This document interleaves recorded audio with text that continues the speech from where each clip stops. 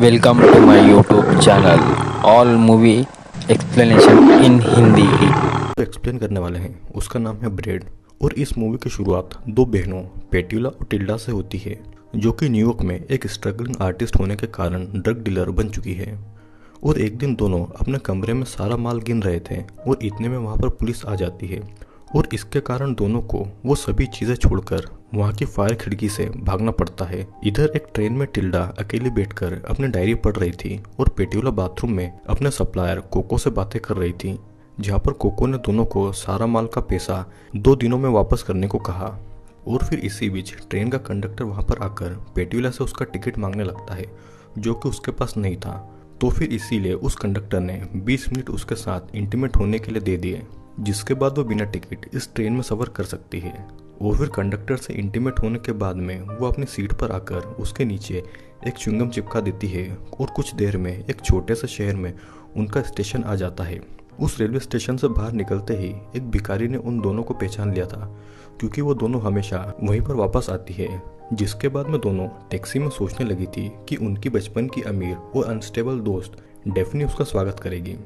दोनों उसके घर आकर डेफनी का लॉकर ढूंढना चाहते थे जिसमें उसके पैसे हों, जिसे निकालने के बाद में वो कोको को पैसे चुका दे। और ऐसा करने के लिए पेट्यूला ने कहा कि वो डेफनी के साथ एक गेम खेलेंगे, जिसमें पेट्यूला डॉक्टर और टिल्डा डेफनी की बेटी होगी। पेट्यूला की बातें सुनते टाइम टिल्डा को याद आया कि बचपन में भी वो तीनों ऐसे ही खेला करते थे और टिल्डा को बिल्कुल भी पसंद नहीं था। जिसके बाद में कोई दूसरा रास्ता न होने के कारण पेट्यूला ने कहा कि जैसा भी डेफनी चाहे उन्हें वैसा ही करना होगा, पर टिल्डा को यह भी मंजूर नहीं था। दोनों फिर अंदर आते हैं, जहाँ पर डेफनी गाना गुनगुनाते हुए बर्तन धो रही थी और टिल्डा अंदर आती है और उससे बातें करने लगती है जैसे कि वो उसकी माँ हो। और फिर डेफनी भी अपने कैरेक्टर में खुशी से आ गई थी और वो टिल्डा से उसके दिन के बारे में पूछती है, जिस पर टिल्डा कहती है कि स्कूल जल्दी खत्म हो गया है और उसे अब भूख लगी है। जिससे डेफनी ने तुरंत अपनी नकली बेटी के लिए खाना बनाना शुरू कर दिया। इधर बाहर पेट्यूला डॉक्टर बन गई थी और अपने सेलफोन मेल बॉक्स में डाल दिए। उनके गेम के 3 रूल थे। पहला रूल, सबको एक गेम खेलना पड़ेगा। दूसरा रूल, बाहर का इंसान कोई भी उनके साथ नहीं खेलेगा। और तीसरा रूल कि कोई भी गेम छोड़कर नहीं जा सकता। यह किचन में डेफनी ने जैसे तैसे एक सैंडविच बनाकर टिल्डा को दे दिया था, जिसके बाद में उसने टिल्डा के बड़े नाखून देखे और उस पर चिल्लाने लगी। उसे फिर टिल्डा के दांत भी दिखे, जिस पर उसने टिल्डा को ब्रश करने को कहा, क्योंकि वो डॉक्टर के पास जा रहे थे। और कुछ देर में डेफनी वापस आई और टिल्डा पर अपनी जगह से न हिलने पर उसे और जोर से चिल्लाने लगी और वो एक कैंची से उसके नाखून काटने आ गई। पर टिल्डा ने उसे ऐसा करने से रोक दिया, क्योंकि वो खुद ये सब कर सकती थी। अब इतने में पेट्यूला ने उनके घर की घंटी बजाई, जिसके मारे डर के टिल्डा पेट्यूला के पास मदद मांगने आई, पर पेट्यूला ने उसे चुपचाप अपने किरदार में रहने को कहा। फिर डेफनी ने डॉक्टर का स्वागत किया और जैसे ही टिल्डा अपने चेकअप के लिए बैठी, पेट्यूला ने डेफनी से कहा कि टिल्डा बिल्कुल ठीक है। लेकिन डेफनी ने मना करते हुए बताया कि टिल्डा को 1 हफ्ते से खांसी है, जिस पर डेफनी को खुश करने के लिए टिल्डा जानबूझकर खांसने लगी। डेफनी ने आगे बताया कि टिल्डा की बॉडी में कुछ गड़बड़ है। तो पेट्यूला ने अपना नकली हथौड़ा निकाला और टिल्डा के पैर में मार दिया, जिससे नाखुश डेफनी ने उन्हें गेम का पहला रूल याद दिलाया। तो पेट्यूला ने फिर से असली हथौड़ा निकाला और टिल्डा को उसे मारने से पहले उससे माफ़ी मांगी, जिसके बाद में उसने टिल्डा के पैर में वो हथौड़ा मार दिया। और अब टिल्डा के पैर से खून आने लगा था, जिससे कि वो दर्द में चिल्ला रही थी। और ये देखकर डेफनी बहुत खुश हुई। इसके बाद में डेफनी ने डॉक्टर से टिल्डा की हाइट नापने को कहा, पर पेट्यूला उसकी टेप लाना भूल गई थी, जिस पर टिल्डा ने उसे गेम का तीसरा रूल याद दिलाया कि कोई भी बाहर नहीं जाएगा। और रात को खाने में डेफनी ने फिर से फूलों का अजीब सा सूप बनाया और पेट्यूला और टिल्डा को वो खाने को देकर वो बाहर चली गई। यहाँ पर टिल्डा कुर्सी से बंधी हुई थी और उसने पेट्यूला से उसे नमक देने को कहा। जब पेट्यूला उसे नमक देने आई तो टिल्डा ने उसके कान में कहा कि उनका टाइम निकलता जा रहा है।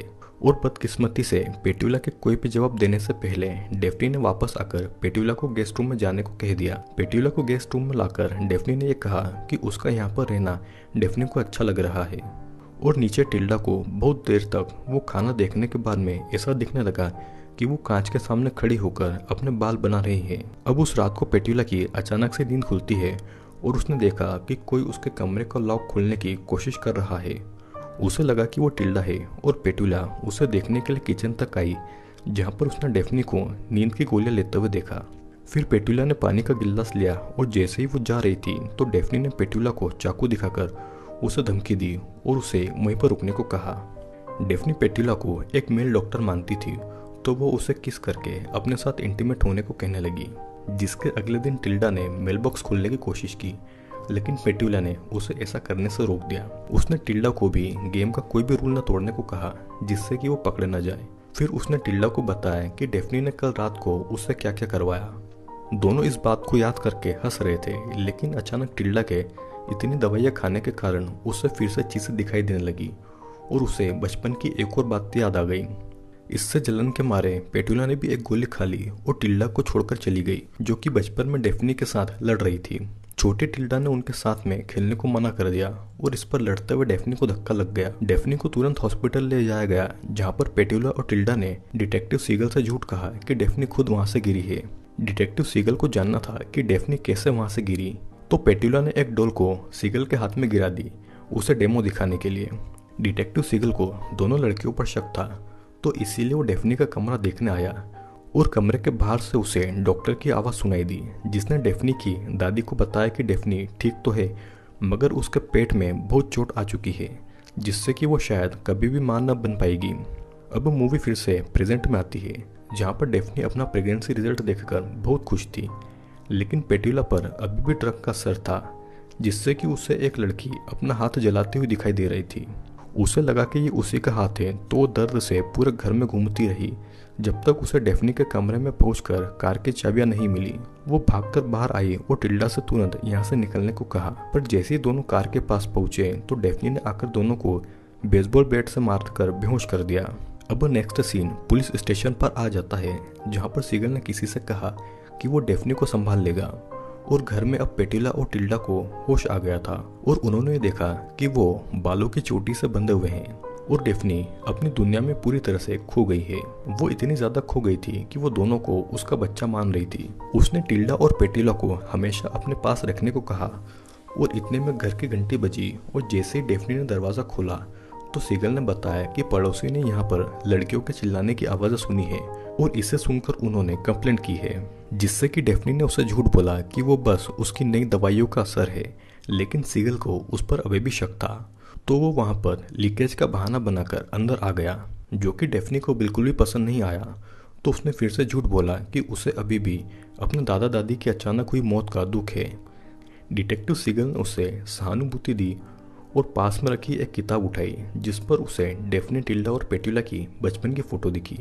वो सोच रहा था कि क्या ये तीनों अभी भी बातें करती है या नहीं, पर डेफनी ने बताया कि उसके दादा दादी ने उसे उनसे दूर रहने को कहा था, लेकिन डेफनी ने कभी भी उनकी बातें नहीं मानी, क्योंकि उसे लगता था कि टिल्डा और पेट्यूला बहुत समझदार हैं।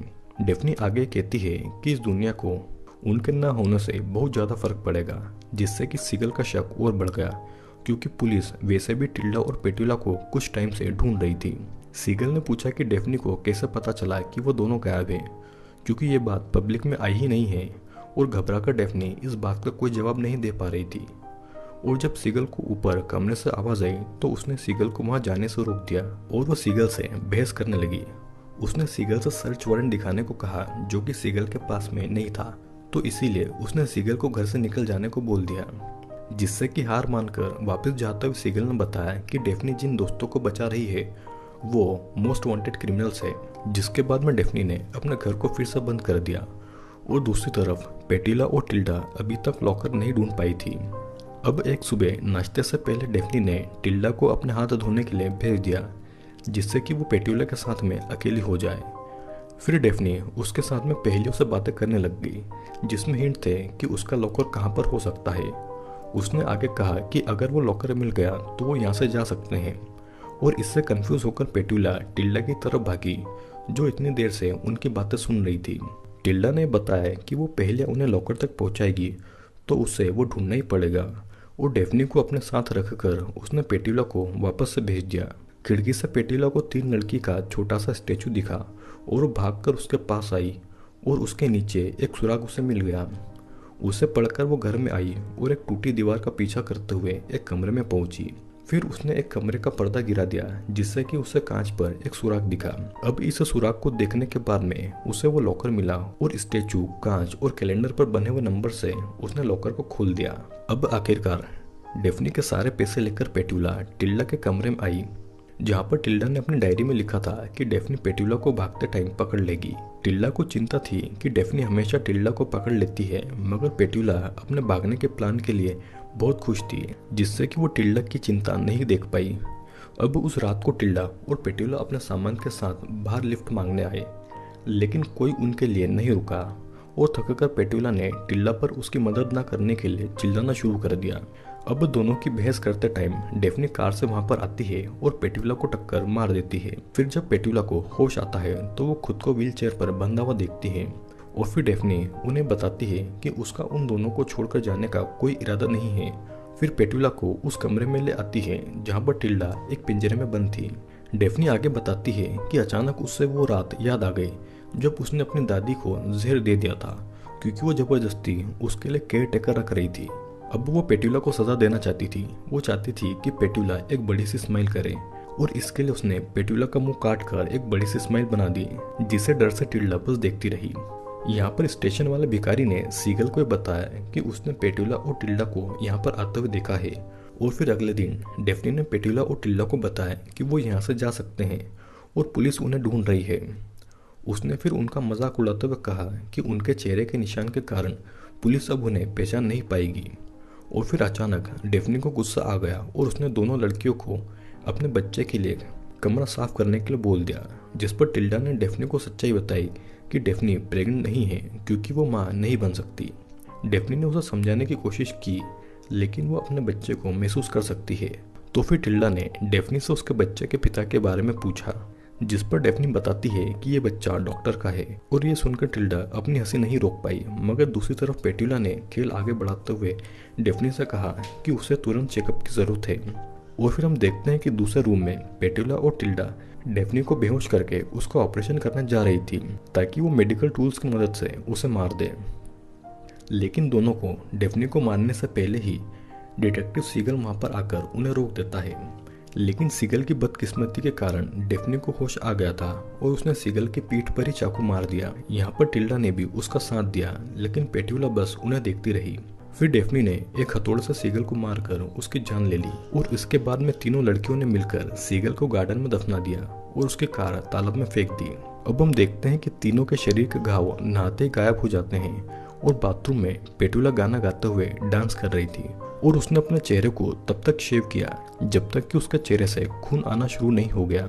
टिल्डा और डेफनी अभी भी माँ और बेटी के किरदार में थी और टिल्डा ने फिर खड़े होकर बोल लिया और पेट्यूला ने भी उसका साथ दिया। उन्हें देखकर ऐसा लग रहा था कि जैसे तीनों कोई नाटक कर रही हो।